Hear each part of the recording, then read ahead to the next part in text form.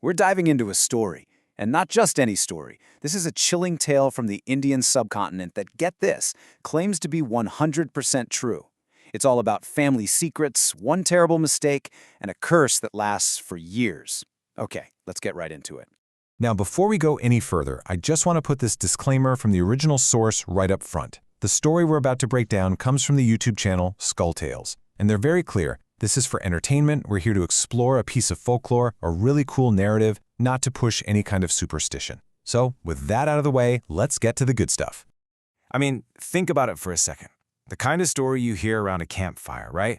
Where the firelight makes everything a little spooky, and you start to wonder what's real and what's not. Well, that's exactly where this story kicks off, and it's a question that's going to hang over everything we hear.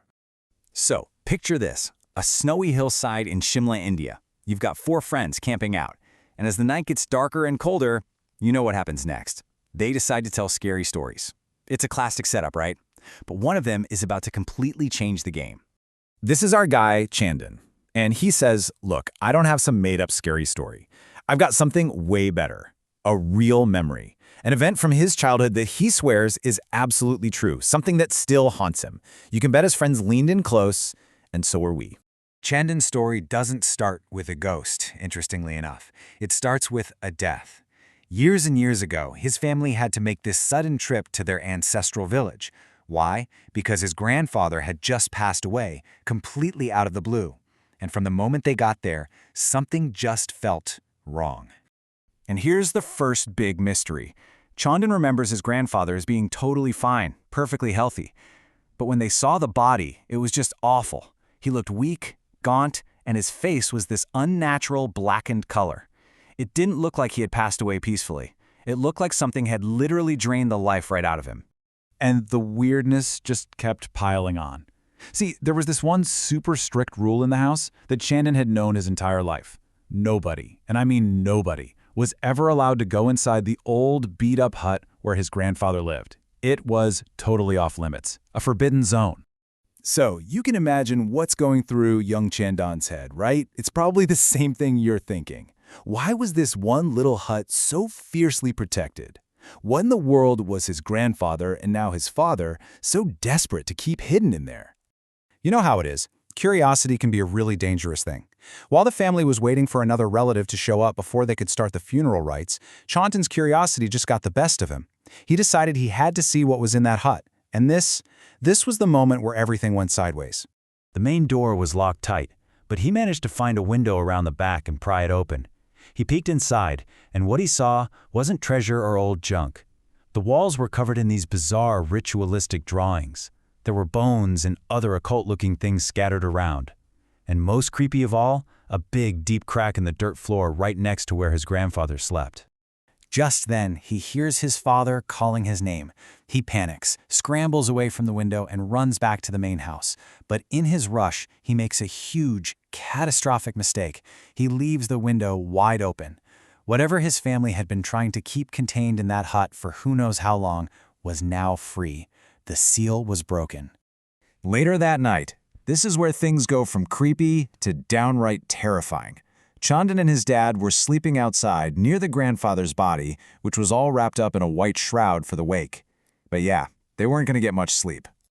Around midnight, a scraping sound wakes Chandan up. He looks over at his grandfather's body and sees this bizarre, animal-like creature crawling on top of it. He grabs a stick to chase it away, but as he gets closer, it just vanishes. Poof, gone. He turns back confused, and then he just freezes in horror. His grandfather's body is standing up, and before he can even scream, it lunges, tackles him to the ground, and starts digging these sharp, inhuman claws into his chest. Chandan's dad, woken up by all the screaming, grabs the first thing he can find, a shovel, and brings it down hard on the corpse's neck. The body goes limp, but the horror? Oh, it's not over. A thick, black smoke just erupts from the wound, and instead of just floating away, it swirls through the air and flows right into Chandan's body. The entity had just found its new host. So in a total panic, the family calls the village priest. This guy's an old man who knows all the deep, ancient lore of the area. He takes one look into Chandan's eyes and basically confirms their absolute worst nightmare. He explains that the thing that was inside the grandfather had been let out, and now it had picked its successor. And he gave the horror a name.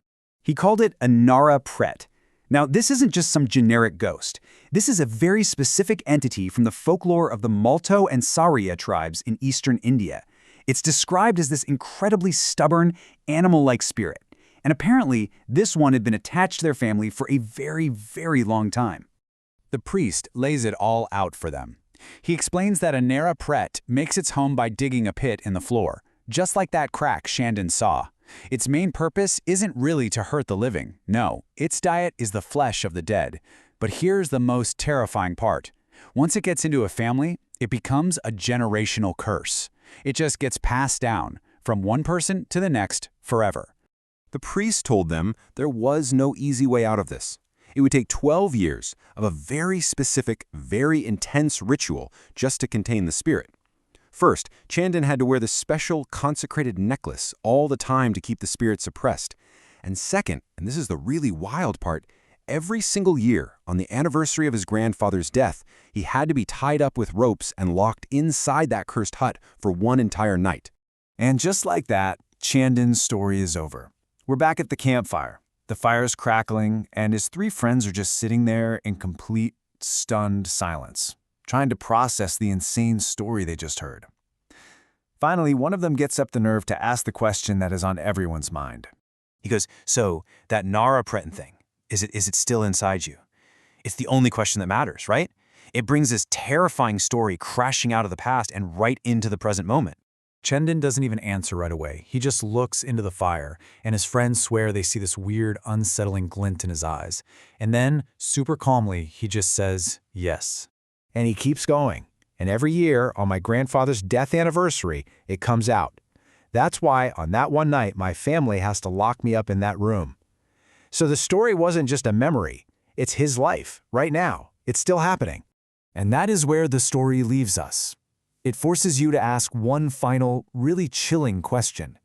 If the creature's whole purpose is to consume the dead, and it gets to come out of Chandan for one night every single year, what exactly does his family have to do on that night to satisfy its hunger?